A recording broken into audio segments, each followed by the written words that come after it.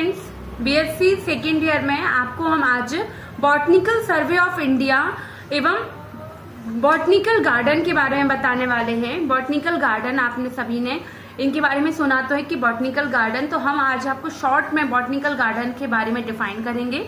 कहाँ कहाँ botanical garden है, तो हम यहाँ पर लखनऊ के, शिवपुरी, लखनऊ, इन सब के बॉटनिकल गार्डन के बारे में थोड़ा थोड़ा आपको डिस्क्राइब करेंगे। आपको लॉन्ग क्वेश्चन भी पूछा जाता है बॉटनिकल गार्डन से related, botanical survey of India है क्या, तो इससे रिलेटेड कुछ मैं आपको बता रही हूँ। क्योंकि ये रिटन वर्क होता है, तो जितना भी आप इसको डीप स्टडी करेंगे, आप अच्छे से अच्छी बुक से पढ़ेंगे तो आपको नॉलेज होगा। ठीक है, तो प्राचीन काल में ही मनुष्य पादप उद्यानों का निर्माण करता रहा है, क्योंकि सभी जानते, सभी को प्लांटेशन का शौक होता है और उनके माध्यम से मनुष्य की भोजन, औषधियां, मकान आदि की आवश्यकताओं की पूर्ति भी हुई है। प्राचीन काल में भारत, चीन, निजान यहाँ पर निवासी सजावटी पादपों को अपने पूजा ग्रहों, भवनों एवं मंदिरों के समीप उगाया करते थे। प्राचीन काल का आश्चर्य बेबीलोन तथा हैंगिंग गार्डन्स आज भी मशहूर हैं। इन उद्यानों का विशिष्ट योगदान पौधों के वर्गीकरण में रहा है और वनस्पति उद्यानों निरंतर विभिन्न संस्थाओं, विश्वविद्यालयों से हुआ अध्ययन हेतु विश्वविद्यालयों के वनस्पति विभागों के अंतर्गत सुव्यवस्थित वनस्पति उद्यान पाए जाते हैं। विभिन्न राष्ट्रीय वनस्पति उद्यानों का वर्णन यहाँ निम्न प्रकार किया गया है, जिसमें से हम सबसे पहले आपको लखनऊ का राष्ट्रीय वनस्पति उद्यान लखनऊ के बारे में बताएंगे। ये भारत में आप जानते हैं कि लखनऊ का यह राष्ट्रीय वनस्पति उद्यान सिकंदर बाग के नाम से विख्यात है। यह सिकंदर बाग पुराना उद्यान है जो आधुनिक राष्ट्रीय वनस्पति उद्यान के दक्षिण पूर्वी कोने पर स्थित है। इसका निर्माण नवाब सादर अली खां ने अपनी, ये मत सोचिए कि आपको लिखना नहीं है, आप ये चीजें भी लिखना है आपको। 1789 से 1814 में अपनी बेगम सिकंदर महल बेगम की यादगार में किया था और उद्यान का क्षेत्र 145, तो ये नोट करने वाली चीजें हैं, 150 वर्ग गज है, जिसके चारों ओर 20 फीट ऊंची दीवार है और कोनों पर कंगूरेदार वेस्टर्न हैं। ऑब्जर्वेशन करने के लिए जब जाते हैं आप गार्डन्स वगैरह, तो यही चीजें ऑब्जर्व की जाती है, इनको नोट किया जाता है बुक्स में कि वहाँ कैसा, वहाँ नेचर है, प्रकृति में किस साइड क्या है, ये सारी चीजें आपको नोट करनी होती हैं। ठीक है, तो इस उद्यान में प्रवेश करने के लिए बहुत सुंदर दरवाजा बना हुआ है। उद्यान के केंद्र, आप बिल्कुल सुनकर ऐसा फील कीजिए कि हाँ हम किसी गार्डन में पहुंचे हैं।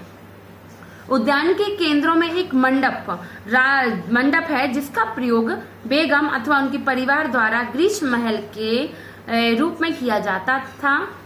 सन 1857 में ब्रिटिश राज्य द्वारा इस उद्यानों को बहुत क्षति पहुंचाई गई और सन 1903 में इसकी मरम्मत करा दी। ये उद्यान बच्चों के लिए बहुत ही सुंदर क्रीड़ा स्थल के रूप में प्रयोग किए जाने लगा।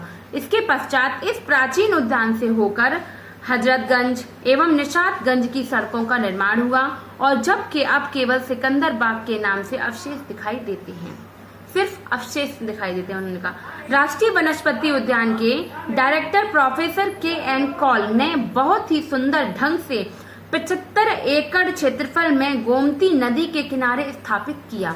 अब इसको, ठीक है, इस उद्यान के दक्षिण में राणा प्रताप मार्ग, पूरब में अशोक मार्ग तथा पश्चिम में गजुद्दीन हैदर का मकबरा है। वह अवध के प्रथम शासक थे। इसके उत्तर में 2 मंजिली स्तूप नुमा कदम रसूल की भव्य इमारत स्थित है। देखिए, नोट करके लिखिए, राष्ट्रीय वनस्पति उद्यान के 2 प्रमुख द्वार हैं। अब जो पहले था वो उसके, तो वो देखिए वो खराब हो गया था, वो उसकी वहां पे उसको क्षति पहुंचा दी गई थी, तो डैमेज हुआ था। अब जो नया बनाया गया वो किसने बनाया है, फिर से नोट कर लिए, प्रोफेसर KN कॉल ने। ठीक है, और सुंदर ढंग से इसको डेकोर किया। यहाँ पर 75 एकड़ में क्षेत्रफल में गोमती नदी के किनारे इसको स्थापित किया और राणा प्रताप मार्ग, पूर्व में अशोक मार्ग, पश्चिम में गजुद्दीन हैदर का मकबरा है और अवध प्रथम शासन थे। उत्तर में 2 मंजिली स्तूप, यहाँ पे लिखिए स्तूप नुमा कदम रसूल की भव्य इमारत स्थित है। राष्ट्रीय वनस्पति उद्यान 2 प्रमुख द्वार हैं। इसका राणा प्रताप मार्ग पर, इसका दूसरा सिकंदर बाग द्वारा अशोक मार्ग पर स्थित है गेट। ठीक है, द्वार से होकर लंबी चौड़ी सड़क उद्यान के अंदर जाती है, जिसके दोनों ओर घने विभिन्न प्रकार के उद्यान लगे हुए हैं। सड़क की बाईं ओर सिट्रस ऑर्चर्ड तथा दाईं ओर मैंगो ऑर्चर्ड हैं, जिसमें 10 हरी, सफेदा तथा आम की विभिन्न किस्में लगी हुई हैं। ठीक है, आम के बाग के समीप ही अमरूदों का बाग भी स्थित है, जिसमें विभिन्न किस्मों के अमरूदों को वृक्ष भी लगे हुए हैं। इसके पश्चात थोड़ी दूर पर बरगद बिंदु, जहां पर प्राचीन भीमकार बरगद का वृक्ष लगा हुआ है, जिसका तना पैथोद के पौधों की बड़ी बड़ी पत्तियों द्वारा ढका है। बरगद का यह वृक्ष सैकड़ों मीटर क्षेत्रफल में फैला हुआ है, जिसकी छाया में अनेक यात्री ग्रीष्म ऋतु में आराम करते हैं। बरगद बिंदु की दाईं ओर रोजेरियम है, ठीक है, जिसमें बहुत सुंदर आकर्षक विभिन्न किस्मों के गुलाब, रोजेरियम रोजेसी फैमिली से लिया गया, जिसमें रोज के पौधे सजाए गए। ठीक है, और आगे चलने पर वन स्थली एवं वुडलैंड दिखाई देता है। वे बहुत क्षेत्रफल में फैला हुआ है वुडलैंड, और घने विभिन्न प्रकार के वृक्ष लगे हुए हैं। यह स्थान पिकनिक के लिए बहुत ही उपयुक्त है। इस स्थान पर पिकनिक मनाने के लिए निदेशक की अनुमति आवश्यक होती है। वुडलैंड के पूरब की ओर मध्य में अमरूद उद्यान के समीप एक आयताकार स्थान है, जहां पर विभिन्न प्रकार के कलवरल तथा संकरण प्रयोग किए जाते हैं। और वुडलैंड के होकर आगे की तरफ एक सड़क वेस्ट लॉज तथा काना गार्डन की ओर जाती है, जो घूमकर उद्यान में बनी विभिन्न प्रयोगशालाओं तक जाती है। प्रयोगशालाओं के समीप ही डायरेक्टर ऑफिस तथा संग्रहालय स्थित है। अब यह वेस्ट लॉन एक बहुत आकर्षक पूल में परिवर्तित कर दिया गया है। यहाँ से जाने वाला रास्ता नर्सरी तक पहुँचता है, जिसमें विभिन्न प्रकार के असाधारण पौधे उगाए जाते हैं। बरगद बिंदु से एक दूसरी सड़क बड़े लॉन की ओर जाती है, यह केंद्रीय लॉन कहलाती है, जिसे सेंट्रल लॉन कहते हैं, जिसे चारों ओर दिशाएं जा रही हैं। इसके उत्तरी भाग में एक विशाल जलीय उद्यान है, एक झील के समान दिखाई देता है। उस जलीय उद्यान पर जल के अंदर विभिन्न प्रकार के कमल, निम्फिया, जलीय पौधे बड़े सुंदर रूप में उगाए गए हैं। यहाँ पर केंद्रीय लॉन का प्रयोग फ्लावर शो के लिए किया जाता है। हम जितना भी बताएंगे बहुत ही कम है, क्योंकि अच्छी लंबी चौड़ी डेफिनेशन अच्छी से हैं।